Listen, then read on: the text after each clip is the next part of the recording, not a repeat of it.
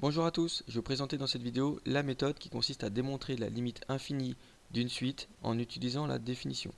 Alors pour cela, on va résoudre une inéquation qui va être un supérieur à a dans le cas où on veut démontrer que la limite de la suite c'est plus l'infini, ou un inférieur à a dans le cas où on veut démontrer que la limite de la suite c'est moins l'infini. Et a ça va être un réel donné. Donc à partir du moment où on aura résolu cette inéquation, on va pouvoir en déduire le rang à partir duquel un est supérieur à a ou inférieur à a.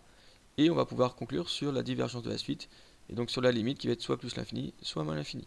J'ai pris comme exemple la suite un qui est définie pour tout naturel n par un égale moins n carré plus 3. Et donc on va justifier que la suite un elle a pour limite moins l'infini. Donc comme on veut démontrer que la limite de la suite c'est moins l'infini, on va résoudre l'inéquation un inférieur à a avec a qui est un réel donné. Donc un inférieur à a, ça va me donner moins n carré plus 3 inférieur à a, puisque un c'est mon moins n carré plus 3, c'est l'expression que j'ai dans l'énoncé. Donc si je m'intéresse un peu plus en détail de l'expression de un, j'ai un n carré ici à l'intérieur. Donc n carré c'est un carré donc c'est positif. En plus le n était positif mais de toute façon un carré est toujours positif.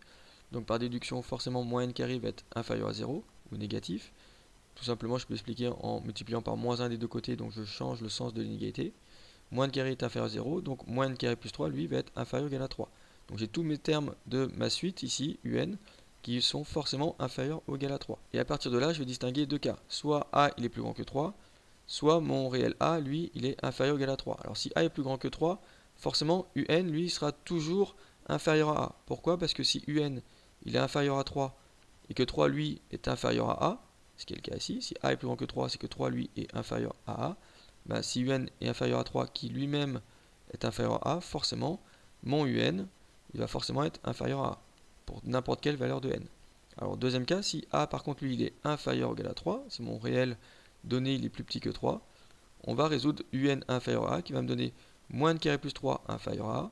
Si je passe le plus 3 en moins 3 de l'autre côté, donc ça me donne moins n carré inférieur à a moins 3, où je fais moins 3 de chacun des côtés de mon inégalité. Moins n carré inférieur à a moins 3. Si j'enlève le moins 1 ici, ça me donne n carré.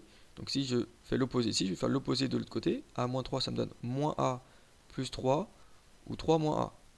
Et donc j'ai multiplié en quelque sorte par moins 1 des deux côtés, ou j'ai divisé par moins 1 des deux côtés, donc je change le sens de mon inégalité. Donc l'inférieur il passe en supérieur.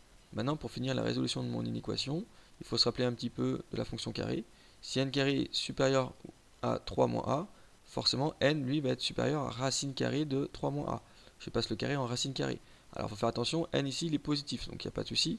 Mais si on était sur tous les réels, et pas que sur les positifs, il y a très souvent deux intervalles solutions, notamment celle avec n inférieur à moins racine carrée de 3 moins. Ici, il n'y a pas de souci, n est positif, donc je peux passer le carré en racine carrée sans souci. Donc n est supérieur à racine de 3 moins. Ça veut dire que un inférieur à, mon inéquation ici, sera vérifiée quand n il sera supérieur ou égal à la partie entière de racine de 3 moins. Donc si n est supérieur à racine de 3 moins, on va prendre la partie entière, parce que n c'est un entier, et on va faire plus 1, parce que c'est strictement supérieur. Donc ce sera toujours partie entière de ma valeur ici, plus 1. Donc pour conclure, quel que soit le réel a, on a un qui va être inférieur à partir d'un certain, c'est-à-dire soit pour tout n, soit à partir de cette valeur-là, qui est la partie entière de racine de 3 moins a plus 1.